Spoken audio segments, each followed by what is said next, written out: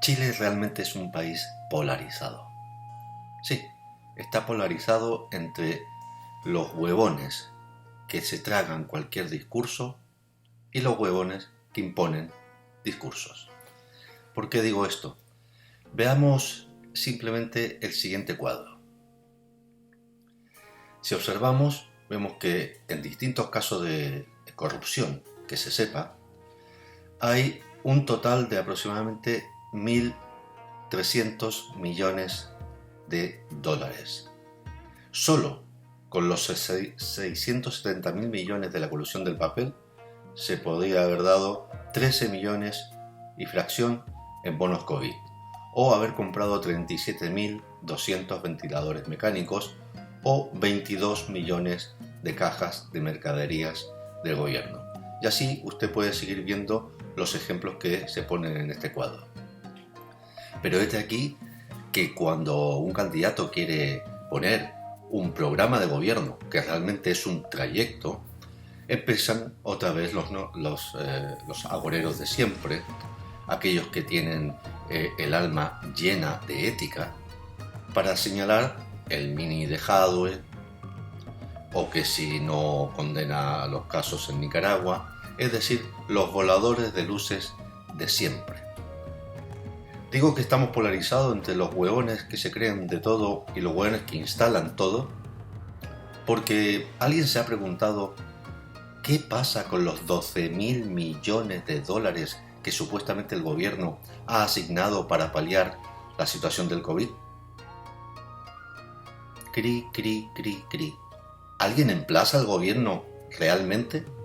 Si hablamos de cifras, y hay muchos que están ya criticando las cifras o los proyectos, los trayectos que Daniel Jadwe propone al país y que está sujeto también a enriquecerlo por parte de usted, de mí, de cualquiera, cuando se hace una propuesta de trayecto se empieza a decir no, es mucho dinero, es imposible, la futurología.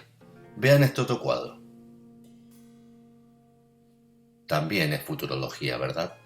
Cuando realmente el país quiera hablar de trayecto de los siguientes 30, 40, 50 años, ahí sentémonos a hablar en serio. Por mientras, si usted quiere, siga hablando del iPhone, del Mini y de Nicaragua.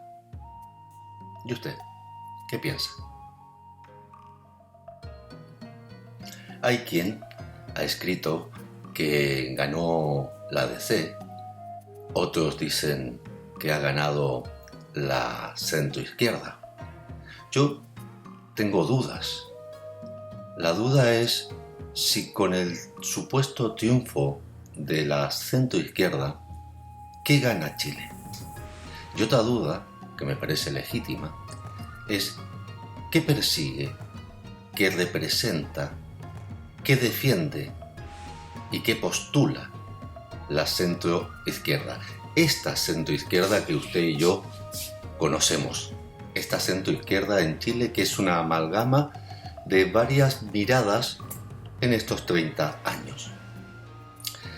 Otra cosa que me hace pensar y reflexionar es ¿por qué con Daniel Jadwe siempre se está llegando a la caricatura, a las frases, al tono, pero nunca al fondo, nunca a las propuestas, nunca a hablar en serio de un proyecto país?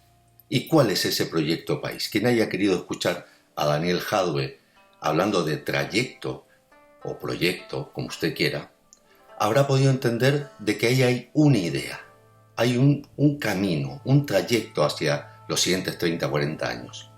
Pero del resto, de la centroizquierda, cri, cri, cri, cri.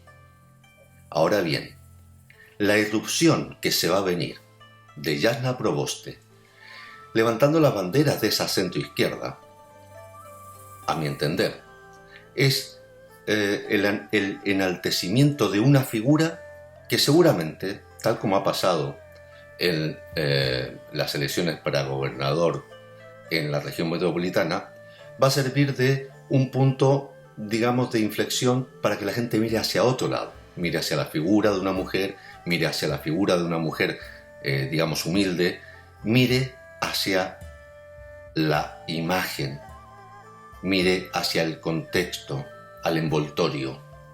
Independientemente que Jana Proboste tenga, y seguramente tiene, muchas y muy buenas ideas. Porque si no, yo no me explico por qué nadie habla de los proyectos, nadie habla de las propuestas que Daniel Jadue lleva largos meses, años, compartiendo con quien haya querido escucharle sin caer en la caricatura de siempre. En fin, cuando hablamos de elecciones presidenciales, se supone que hay que hablar de idea, de proyecto de un país o de un trayecto hacia una mejor sociedad. ¿Encarnará Jana Proboste ese trayecto nuevo para un Chile más justo, más igualitario? ¿O es que Daniel Jadue lo encarna y por eso es peligroso? En fin. ¿Y usted? ¿Qué opina? A propósito del programa de Daniel Jadue, las expropiaciones y el derecho a la propiedad privada, a propósito también de las declaraciones de Carmen Frey con respecto al pasado, hagamos un poco de memoria. Entre 1985 y 1990 fueron privatizadas, entre otras, la Empresa Nacional de Electricidad, Endesa, la Empresa Nacional de Telecomunicaciones, Entel, la Industria Nacional Azucarera, IANSA, la Compañía de Aceros del Pacífico, CAP, la Línea Aérea Nacional, LAN Chile, Laboratorios de Chile y la Sociedad Química y Minera de Chile, Soquimich, que finalmente quedó en manos de Julio Ponce Lerú, ex yerno del dictador Pinochet. Detrás de cada una de ellas y de las otras privatizaciones y normalizaciones de entonces existe una historia que se tejió a espaldas de la ciudadanía que no tenía ni idea de lo que estaba pasando en ese momento. En el año 2004, una comisión parlamentaria investigó el tema de las privatizaciones y concluyó que 725 empresas que estaban en manos del Estado fueron vendidas a grupos económicos que se consolidaron durante la dictadura y también después de ella, es decir, en la vuelta a la democracia, sí, los 30 años. No ha habido ninguna investigación que haya concluido algo de a quienes se les vendió esas empresas, si hubo concursos públicos, cuáles fueron los precios de venta, por qué algunos fueron adjudicados a propiedades del Estado y otros no. Todos esos temas que son fundamentales hoy en la discusión del derecho a la propiedad, hoy en día están bajo la alfombra. No existe claridad sobre cómo fueron esas propiedades adquiridas. Habría que preguntar a algunos en la SOFOPA, ¿cómo obtuvo el derecho a propiedad de su empresa? ¿Por qué la compró usted y no su vecino? ¿Qué precio pagó? ¿Por qué usted pudo adquirir esa propiedad y otros no? El derecho a la propiedad de las casas y de los bienes de cada persona debe ser protegido. Pero cuando se le expropia al Estado y se despoja de sus activos para privatizarlo y entregarlos a particulares, y después eso se transforma en un derecho sacrosanto, el tema es muy diferente. Porque una gran parte de la concentración del poder económico actual es consecuencia de estas privatizaciones. ¿Qué hicieron los Elwin, los Frey, los Letelier, Navarro, los Maldonado, Proboste, los Escalona, Elizalde, Aut de esa época y de ahora para evitar estas expropiaciones?